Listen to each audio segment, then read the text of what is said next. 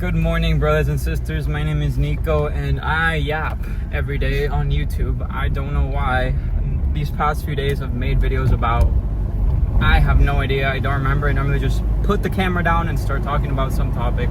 Today, I don't know. Let's talk about my family and why I have to put the windows up because I bet you can't hear me. Okay, so I'm an uncle again. I have a new nephew. He was born a couple hours ago, and to celebrate, my dad wants to go to Cheesecake Factory.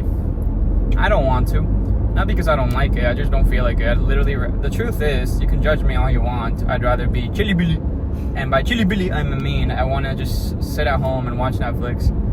I don't know why I feel like this. Honestly, judging me and thinking you're better than me, maybe you might be, I don't know. Who am I to determine human worth? But even if you are better than me and I am a horrible human being for this, then I believe we as humans, me and you, shaming and judging me for it isn't good. But I don't feel like you just want to sit here and watch a video of me defending myself and kind of shaming you for potentially judging me. I have no idea who you are or what you're thinking. But let's make that today's video. I want to talk about why shame isn't the best tool for growth. I think, at least for men, the average advice for getting people to change, or at least what most people do, is just like talking about it. And when people say, and when I say talking about it, I mean like calling people out, holding people accountable. It's the most overrated piece of garbage I've ever heard in my life. If you want a better world, sure, like people should take responsibility, but the issue is when people talk about holding other people accountable, they really only care about making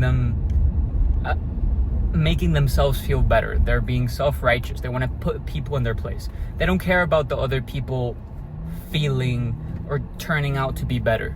They don't want people to change for the better. They want to feel good and self-righteous. Now, there are instances, of course, when, I don't know, you want your friend, your mom to lose weight, and you say, hey, you're fat. You're calling them out. And in that situation, you do want them to change. But that's, even though it's the truth, they might be fat, just calling them out, it's going to make them feel bad. And hold on, yes, I am going to be one of those soft guy, blue pill, liberal retard or whatever. And I'm not liberal, I'm not conservative, or maybe I am. I guess I'm both. I'm both at the same time and neither at the same time. I don't freaking know. The truth is, they will probably feel bad and they will feel offense. But hold on, I know what you're thinking. It's good that they feel offense. They should feel bad about it. They deserve to feel this way because they made choices that got them to be fat, right?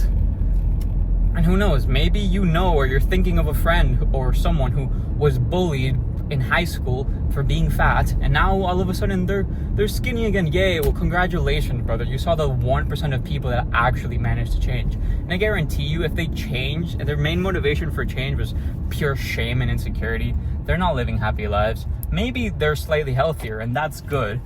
But first of all, that's 1% of the people that change due to shame, because shame isn't a sustainable resource. It's not a sustainable motivation.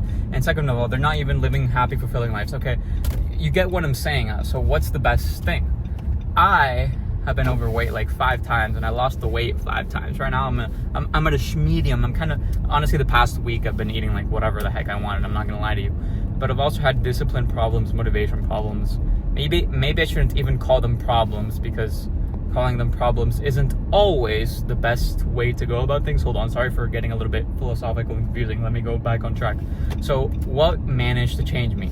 Literally, I know this sounds wishy-washy, but one of the biggest things that worked for me, and the keyword one of the biggest, because change requires multiple complex reasons, theories, motivations, desires, and mind reprogramming. It's kind of crazy. I'm not gonna lie to you.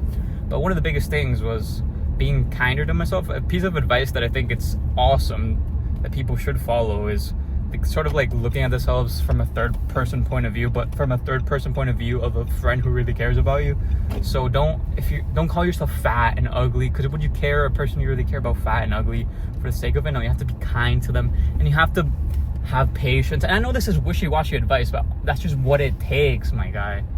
That's just what it takes to change people. It's sustainable. And the truth is, most people won't change. But I think what motivates people to change the most, it's a rewiring of their brain. You're not going to tell someone once or even 2 times or even 100 times. It might take 1,000 times of talking and sitting down and never giving up on them. Sometimes you're going to shame them accidentally. Then you have to show you care. There's honestly a million ways. I think it's just not giving up at the end of the day. Wishy-washy advice. But these are the things you need to remember. You need to shift your attention from thinking, oh, I already tried. Oh, I already tried to change this person. Or I already tried to change myself. It didn't work. No, it's about not giving up. And literally, you've heard this stuff. What I'm about to say, you probably heard before. It's kind of wishy-washy too. But again, makes a little bit of sense. The definition of insanity is doing the same thing over and over again, expecting a different result. Sounds kind of cringy to say. I don't really believe that. It's probably not really the definition of insanity. But yeah, you can't do the same thing over and over again, expecting a different result. But what you can do is do the same thing over and over and over again at higher volumes over a long enough period of time and expect different results. And that's the thing. Sometimes you're going to do work over a long time and you're going to think you make progress, but you end up making 0. And there's going to be times where we're going to say, look, I did this for a long period of time and it didn't work.